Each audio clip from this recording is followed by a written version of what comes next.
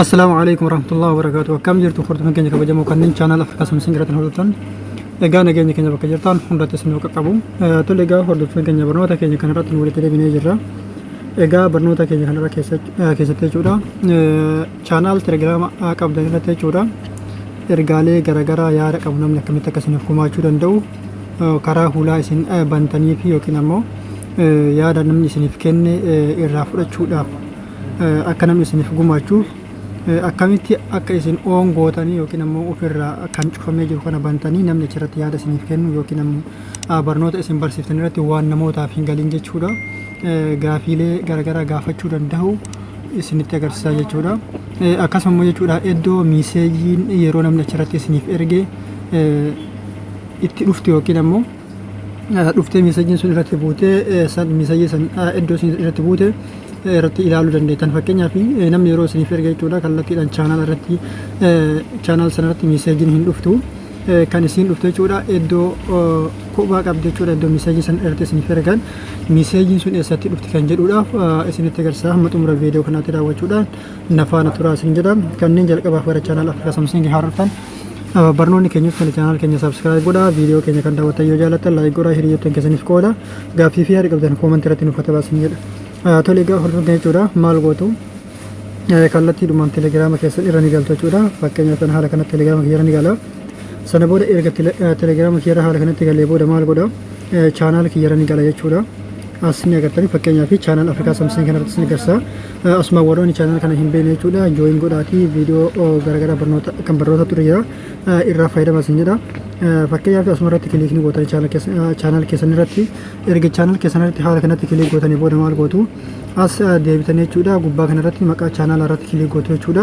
Duratti osoo kiliik godhee isin agarsiisan jechuudha waa'ee barnoota asirratti dabarsuutiin wal qabsiise yookiin immoo barnoota chaanaal kanatti maxxansiisuuf wal qabsiise viidiyoolee hedduudha jechuudha. Viidiyoolee yoo xiqqaate naannaa 200tti dhiyaatantu asirra jira jechuudha. Viidiyoolee kanneen jechuudha asirra deemtan jechuudha daawwachuudhaan irraa fayyadamuu dandeettu jechuudha. Viidiyoolee asirra jiru hedduun ol aanan jechuudha. Walumaa galatti viidiyoo barnootaati yookiin ammoo viidiyoolee waa'ee teekinooloojiitiin wal qabatan jedhee isiniif ibsuu ni danda'a jechuudha. Kanaaf telegiraama kana jooyin godhaatii irraa fayyadamaa isin jedha. Maqaa isa kana barreessitu dabalataan ammoo liinkii diskiripshinii viidiyoo kana jala yuutuub irratti ni argattu jechuudha. Achi jala deemtanii liinkii sana tuquudhaan dhuftanii jooyin godhuu dandeettu jechuudha. Kallattiidhaan ammoo maqaa kana telegiraama keessatti barreessanii jooyin godhuu dandeettu jechuudha. Tole egaa hordoftoota jechuudha. Kan ammoo sirreeffachuudhaaf maal gootu asirratti maqaa kanarratti kiliikni gootu deebitanii maal gootu as iddoo qalama kanarratti kiliikni gootu sana booda haala kanatti fuulli kun isin ba'a fuula kanarratti jechuudha.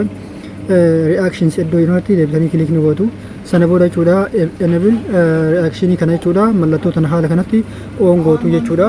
Erga mallattoo tana haala kanatti oon gootanii booda fuula kanarratti jechuudha miiseejelii fakkeenyaaf istiikara kanneen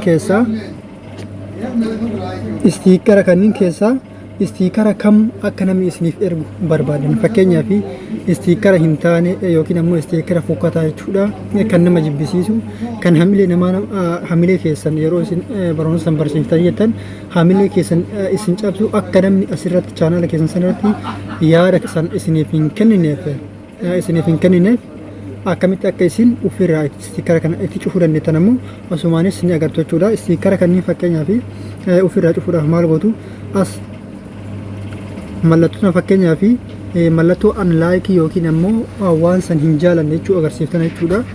Haala kanatti ofirraa cuftanii jechuudha.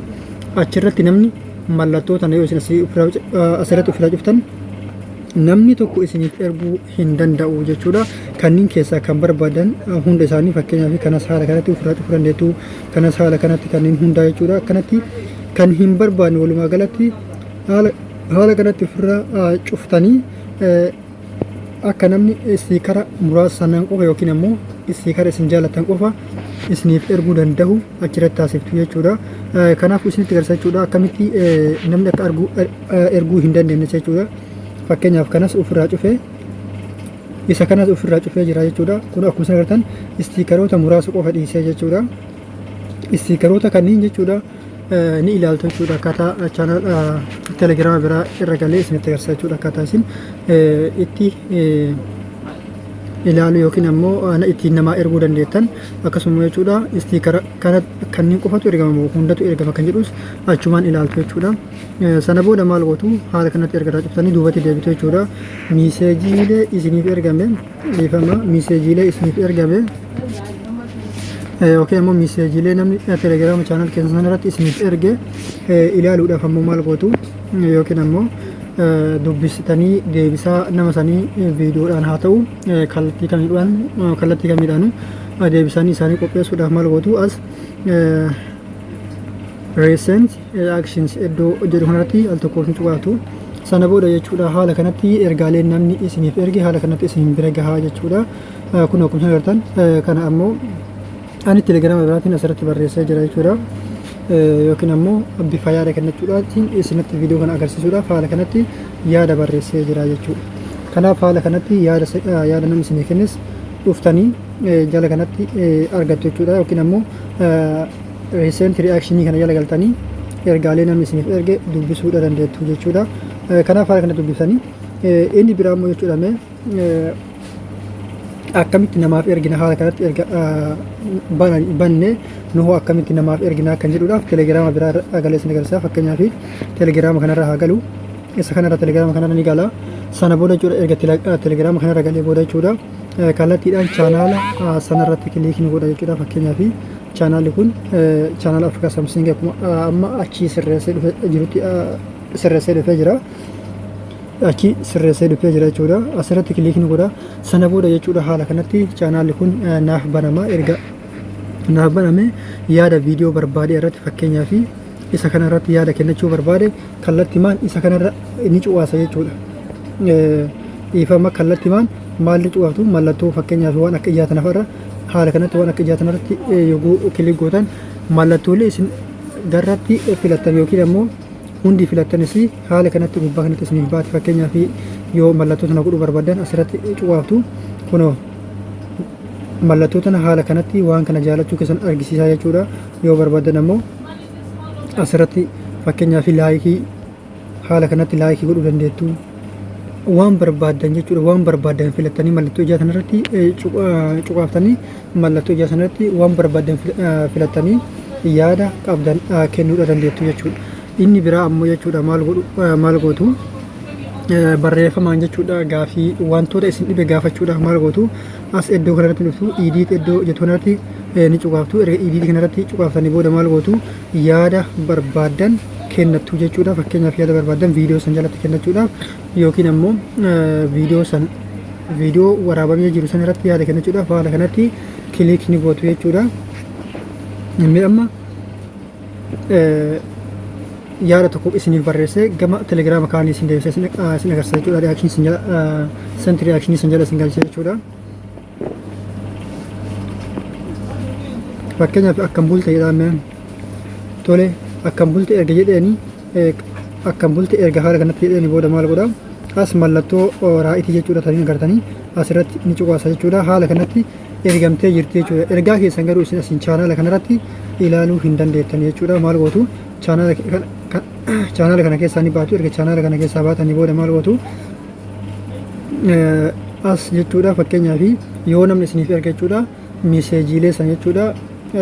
Miiseejiin keessan yoo isin namaaf ergitan miiseejiin keessan kallattiidhaan achi isin bira nama san bira qaqqabee jira jechuudha. Erga nama san bira qaqqabee namni sun ilaaluudhaaf ammoo namni isin miiseejii san ergitaniif chaanaala sanarratti ergitaniif ilaaluudhaaf ammoo chaanaala isaa sanarra ni gala jechuudha. Fakkeenyaaf as jalqabatti deebi'ee chaanaala kiyya jalqabarratti deebi'ee isin agarsiisa. As chaanaala sanarratti kiliik nu godha. Asirratti deebi'ee gubbaa kanatti piroofaayilii yookiin ammoo Afrikaa Samsing karaa irratti kiliik ni godha. Sana booda jechuudha qalama kanarratti kiliik ni godha. Sana booda seent reakshinii kanarratti deebi'ee kiliik ni godha jechuudha. Sana booda jechuudha akkuma isin agartan jechuudha yaadni ani achi kenne akkam bulte jedha kun asitti akkam bulte jedha jechuudha. Linkichi achi yaada irratti kenne isa kanaa jechuudha. Kanaafuu namni achi viidiyoon kunis viidiyoo maalii akka ta'e namni gaafa yaada kennamu viidiyoon kunis viidiyoo akka maalii ta'e asumaan ilaalee wanta deebii isiniif deebi'u qabu yookiin ammoo deebii nama saniif deebi'u qabu isaaf mijeessee isaaf deebisaa jechuudha. Inni biraa ammoo mallattooleen isin laayik maal gootan jechuudha. Haala kanatti asirratti isiniif dhiyaatte jechuudha. Tole egaa hordoftoota keenya jechuudha haala kanatti irraa fayyadamtan jedhee abdii qaba. Isin fayyada sirriitti daawwadhaa fi itti gargaaramaa irraa fayyadamaa jedhu. Tole egaa hordoftoota keenya jechuudha barnoonni keenya kanarraaf qabannee dhufne kana fakkaataa hanga barnoota biraatiin deebinee wal geenyutti waan nu daawwattaniif galatoomaa yeroo gaarii.